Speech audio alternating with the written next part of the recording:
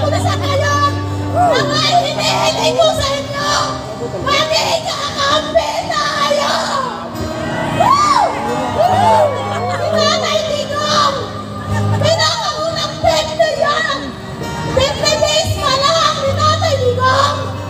Sino yung unang tinulungan niya para tumaas ang sahod? Sino? Tama! Ang mga pulis! Yan, ang mga pulis! Kaya dapat, ating kakampi natin kayo ng mga pulis! Woo! Mga pindi dyan! Kung maalala nito! Kung paano kayo? Paano kayo niligtas? Tinulungan ni PRRD! Anong nangyari din sa bansa? Ang huling biktima! Kundi si PRRD!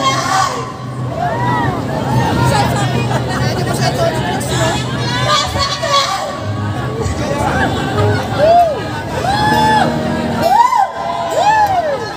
Mga pulis! Masakit! Bakit hinayaan niyo si Nanay Digong na madala makindok sa Netherlands?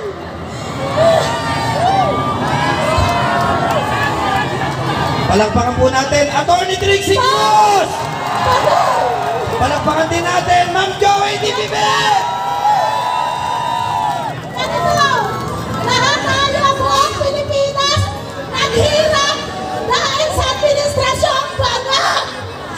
Kaya panawagan ko sa ating lahat sa mga Pilipino, ngayon na ang oras para si BBM! BBM! Yuan! Withdraw our support! Withdraw our support! Withdraw our support! Withdraw our support! Duterte para ang Pilipinas! Mahal na mahal namin si Nanay Digong! Dahil sa Duterte legacy, ang Ben! Maraming katulungan niyo sa mga Pilipino! Kaya ngayon, nandito kami Nanay Digong! Handa ang lumaban sa bansang ito! Mamatay ka kami para sa bayan! Mabuhay ang mga Pilipino! Mabuhay tayong lahat! Laban! Mabuhay mga Pilipino! Salamat at ngayon naman po, bigyan natin ng pagkakataon ang ayaw pagsalitain para mabunyag ang kabangagaan ng presidente ito. Walang iba! Palakpakan natin ang agent ng bayan! J.F. Morales!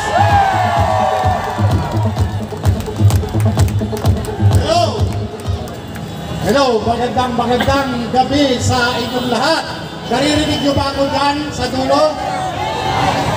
Magandang gabi rin sa aking mga dating kasamahan sa Philippine National Police. Ako po ay dating pulis. Class 1, 93. Ako ay dati ninyong kasamahan bago ako napunta ng Philippine Drug Enforcement Agency. Mga kapatid, tayo ngayon ay narito upang ipagdiwang ang ginintuang kaarawan ng minamahal nating Pangulo, Rodrigo Roa Duterte. Bagamat gusto natin siyang ipagsaya sa kanyang kaarawan, subalit katulad ko, alam ko naramdam ninyo ang sakit noong siya ay binukod at itinakas patungo Netherlands. Mayroon akong tanong sa inyo mga kapatid. Totoo bang nasaktan kayo?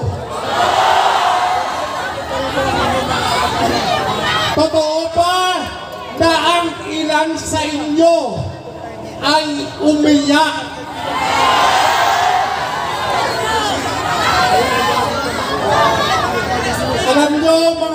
kapatid, noong nangyayari yung ginawang pangbabastos sa dating Pangulo, kami po ay naroon sa may Villamor Air Base. Damang-dama po namin kung papaano yung gusto mong sumugod doon sa may loob ng kampo. Tila mga nakagapos ang aming mga kamay. Napakasakit po ng pakiramdam ang ginawa nila sa isang ama ng ating bansa. Patuloy tayong nananawagan sa nangyari pa sa ating mahal na Pangulo. Uuwi pa ba tayo? Hindi ko marinig. Uuwi pa ba tayo? Uuwi pa ba tayo hanggang di bumababa to? Anong gusto ng taong bayan? Bumaba ka na! Bumaba ka na! Bumaba ka na! Ngayon, tatanungin ko sa inyo, ano ang maaaring maging kabayaran sa ginawang pagdukot at pagtakas nila kay Pangulong Duterte?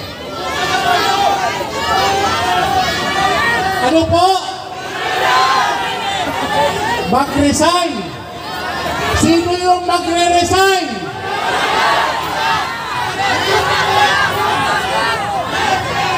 O ito para malinaw. Gusto kong malinaw. Baka mamaya si Torre lang ang pag-resigning ninyo. Gusto ko yung malinaw. Sino ang gusto ninyong bumaba sa pwesto? Teka muna! Huwag masyadong excited. Sino ang gusto ninyong bumaba sa pwesto? Sino? May narinig ako rito, si Palaka daw. Bakit tayo magpapababa ng Palaka? Lumulundag yun. Okay, ulit. Sino ang gusto ninyong pababain? Okay. Ito ba yung tama ba ito? Marcos resign. Tama ba yun? Okay. Gandahan natin. Sabay-sabay.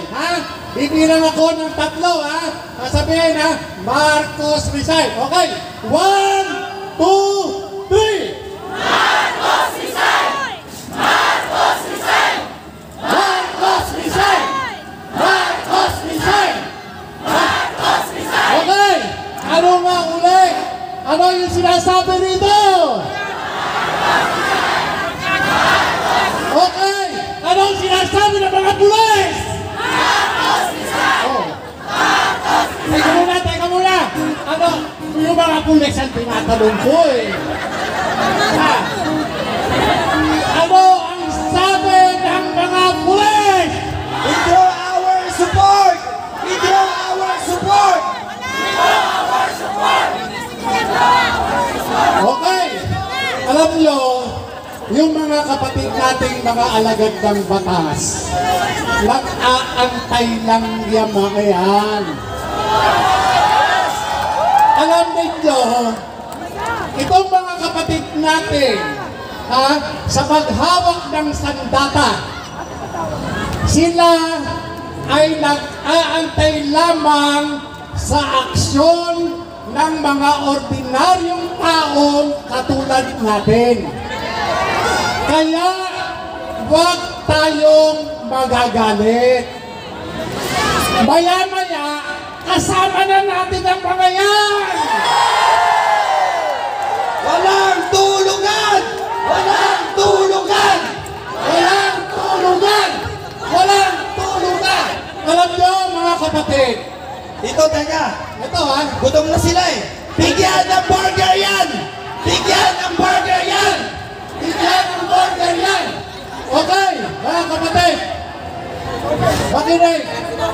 Makinig, ano? Ako nanggaling din sa serbisyo. Inabot ko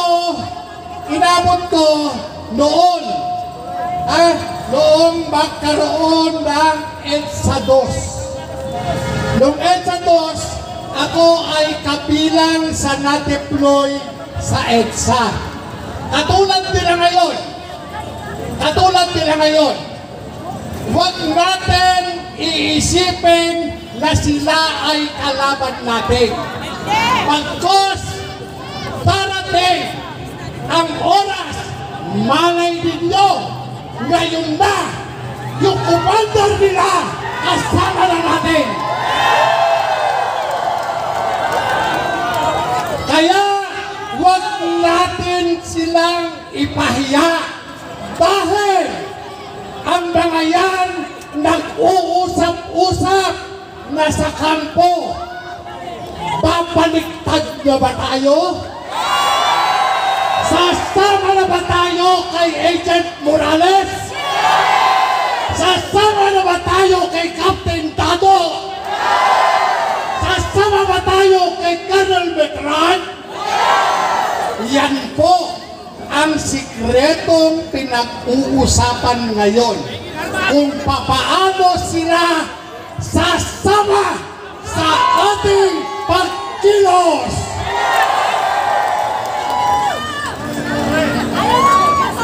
Ito po, ito po, sa kahilingan ninyo, gusto nyo pa na si General Torre ay magpitiw na.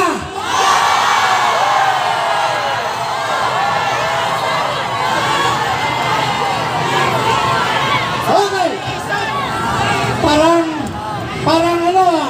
parang mahina, parang may ayaw.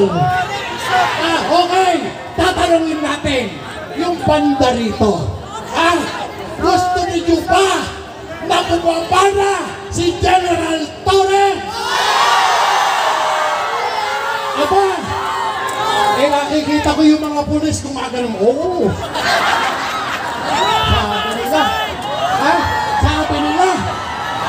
Sabi na mga pulis!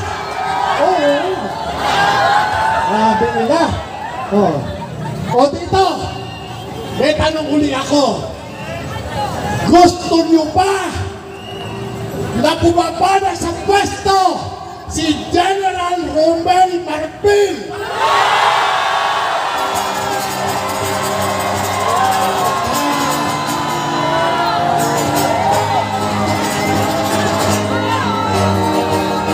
Okay, alam nyo, hindi lang yan. Hindi lang ang mga ulo nila ang hihilingin nating gumulo. Hihilingin din natin yung ulo ni Crispin Remulla.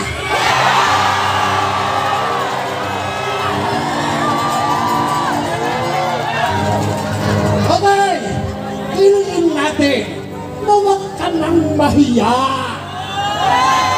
Bumaba ka na! Kung ikaw ay may imbitasyon na, pagpahina ka na!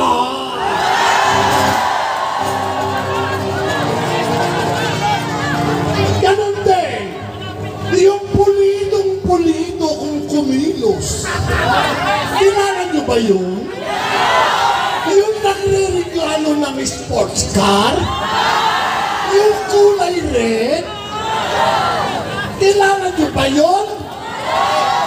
Aba, pagpitawin na rin yan yung DILG Secretary, si Remulla. Isang bagsak, Duterte! Duterte! Duterte! Duterte! Duterte! Duterte! Kaya, mga kapatid, ngayon pa lang, talagang nananawagan na tayo Sa lahat ng mga nariyan pa sa tahanan, tigilan nyo na muna yung paglululo. Tigilan nyo muna yan. Magpunta muna kayo rito. Magsama-sama tayo. Dahil yung kaapihan dinadanas natin ngayon, matutultukan na ngayong araw na to. Maraming salamat po. Mabuhay Angel Morales!